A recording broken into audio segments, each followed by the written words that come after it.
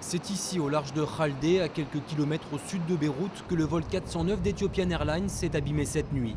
À son bord, 90 personnes, des Libanais, des Éthiopiens, mais aussi une Française, la femme de l'ambassadeur de France au Liban. Depuis tôt ce matin, la marine, l'armée libanaise et la force de l'ONU au Liban sillonnent la zone à la recherche d'éventuels survivants.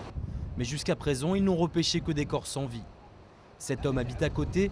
Cette nuit, il dit avoir entendu une explosion. Il y avait une tempête et beaucoup de tonnerre. J'ai regardé dehors et j'ai vu un objet en flammes tomber dans la mer. Je me suis demandé ce que c'était. Est-ce que c'était un avion?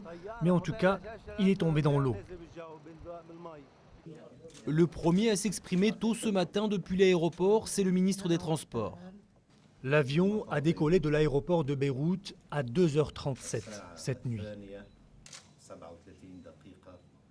Après quelques minutes, le contact a été complètement interrompu avec l'avion.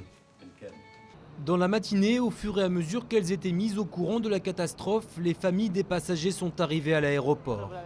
À 10h, le Premier ministre Saad Hariri est venu leur présenter ses condoléances. Il a ensuite fait le point sur la situation. Nous faisons notre travail. On essaie de retrouver la boîte noire qui nous dira éventuellement ce qui s'est réellement passé sur cet avion. Il peut y avoir maintes théories, mais la vérité viendra des boîtes noires.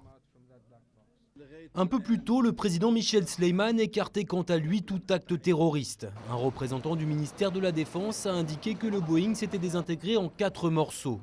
Depuis 2 jours, les conditions météorologiques sont très mauvaises au Liban. Cette nuit, une tempête accompagnée de fortes pluies et d'éclairs faisait rage dans le ciel de Beyrouth. Ethiopia Airlines, qui est considérée comme une compagnie aérienne sûre, a annoncé qu'elle envoyait des enquêteurs au Liban.